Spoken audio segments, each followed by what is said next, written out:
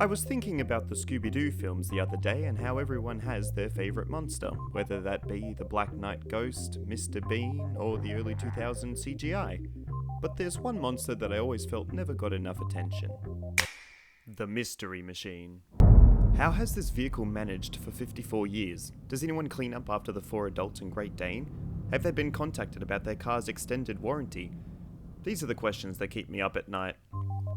Welcome to Midnight Hobbies, and today I'll be turning the Mystery Machine into a monster. To make the shape of the van, I'm starting off with a shapes box. I then began sketching out the side panel of the van as a size reference for the rest of the vehicle. You're probably wondering what my plan was in trying to turn this thing into a beast, but that's the neat part. There was no plan, just blind optimism that this would work out. I gave the panel a centre line, added the wheel ports and door, and then cut it out. I made a mild indent with my hobby knife along the centre line so that I could bend the panel into its curvaceous figure. This was to simplify the van's curves instead of trying to figure it out when it was all stuck together and all too late. I gave the same impression for the door and went back over it with a pencil to give its edge a pop, and then repeated all of this for the other side panel. Now it's time for a face. The great thing about using cardboard packaging for crafts is that they come with pre-built folds, perfect for making mystery machines, so after lining it up with the side panel, I sketched out the front to size.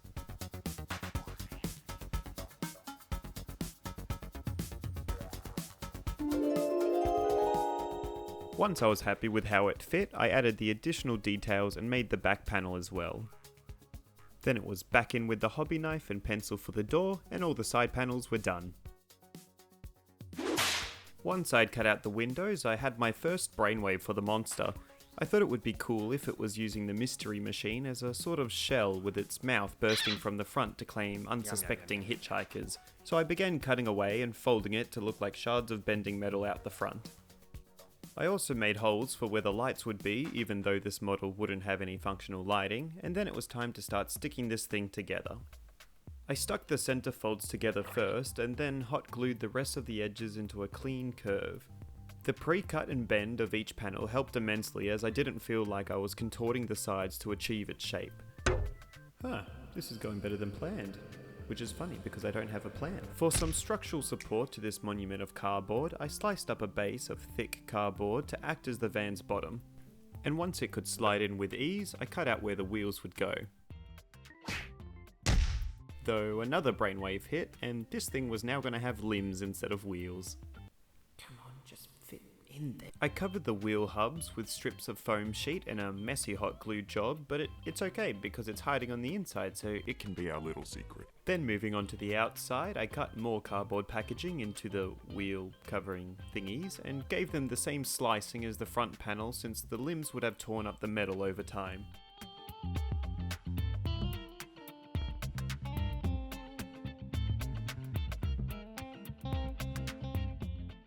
I also gave the vehicle its trim with more cardboard strips cut to size, and then using an offcutter foam board, I haphazardly cut out 2 mirrors that I then glued to the doors. And now that we have a vehicle, it's time to make a monster.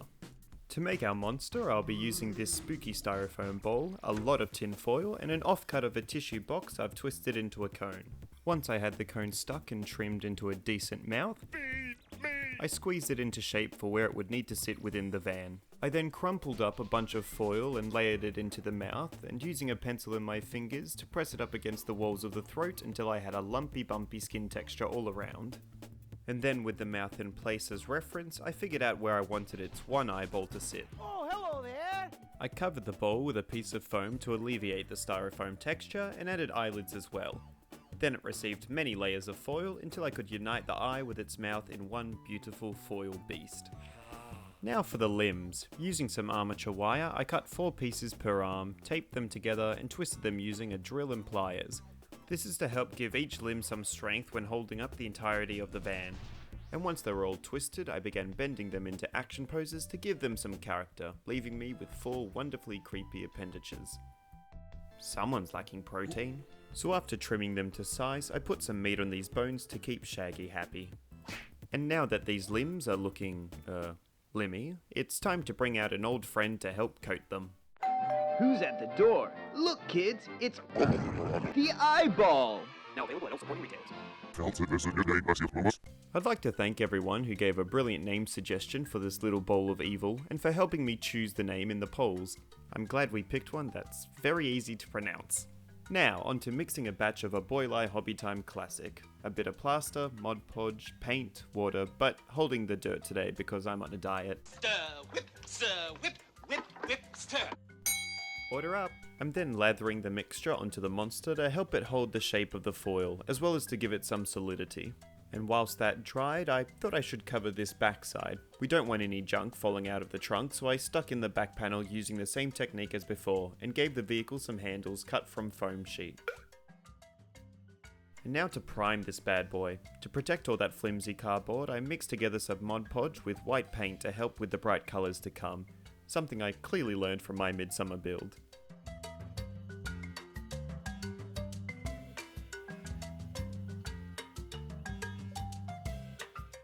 Now with everything primed, it's time to paint. So starting with the monster, I gave it a dark lavender coat as a base so that it could embrace its inner Daphne. Scooby, those so don't go with that sweater.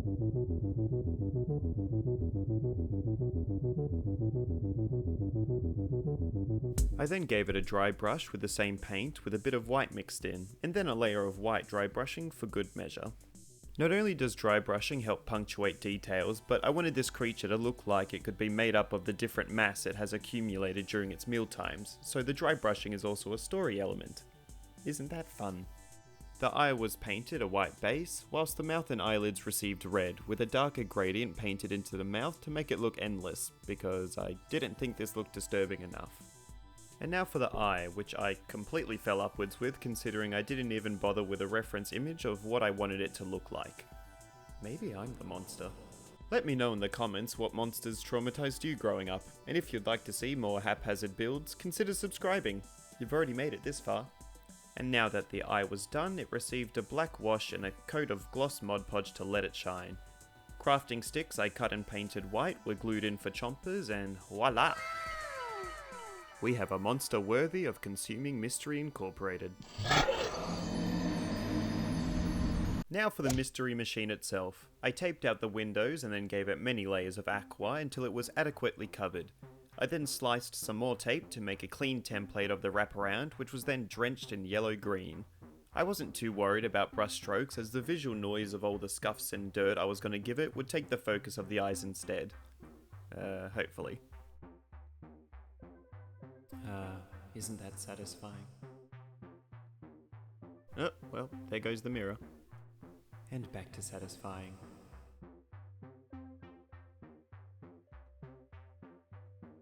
No, Kelly Clarkson! With the base colours done, I tried to do the same for the flowers as I did the wraparound, but it came out... Oh god. Here's a painter's hack. If you can't paint, print.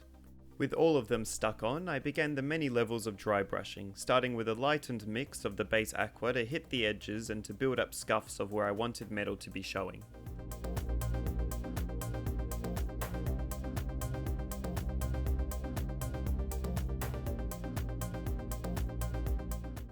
I then painted the mirrors and handles with a metallic silver, and then went in on the bursting metal shards out the front, giving a solid coat on the inside and a dry brush on the outside.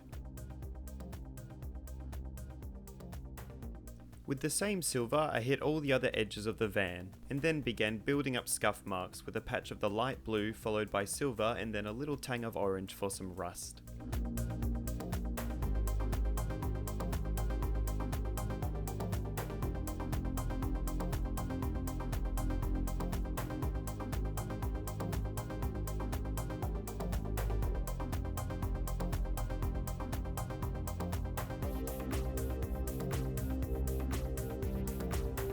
And then a heavy brush over with some brown to give it some grime.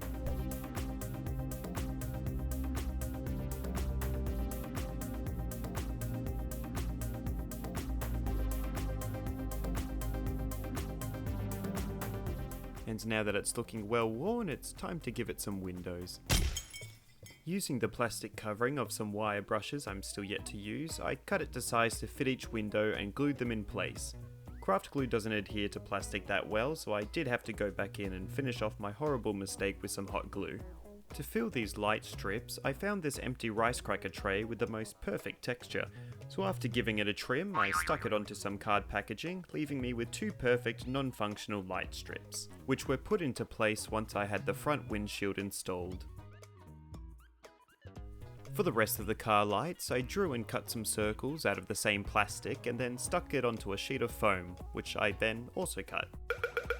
The edges received the metallic silver, and then I went in with some gloss Mod Podge, mixing a red batch for the back brake lights too. Come on, get off, get off. They were then stuck into place and given a muddy do-over, along with the windows.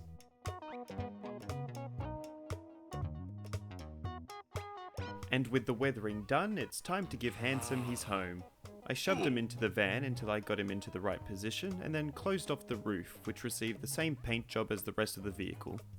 Some broken roof racks were added with foam strips painted silver, and then I got on to gluing the rest of its limbs into place. Oh, they grow up so fast. Now for a base. Starting with this wooden plate, I covered it with a piece of crappy foam board that I tore up with my fingers. This was glued on with PVA, which I then held in place with the weight of the good old essentials. It then received a plaster coat, primer coat, and painted brown so that I can hurt my teeth on this delicious forbidden brownie. Some car tracks I paved into the plaster received a light brown dry brush to make the mud look freshly torn, and then I went round with some grey for stone. I then glazed the mud with a lot of gloss spray paint and gave the raised ground some delectable static grass. I shook off the excess onto some paper for repurpose, and then I decided I wanted to make a town sign, so here we go, woo! Texture foam, give paint, print sign, texture sign, Sticky stuff. mud, done. I also whipped together this fence and wood shards from crafting sticks and then started gluing everything down onto the base. I originally planned of putting the sign on the fence, but decided underneath the monster's claw instead to keep Fred happy, because we all know. I think Coolsville sucks. I made a detachable tongue out of foam and gloss Mod Podge, and with the rest of it glued in place, it's time to let this thing hit the town.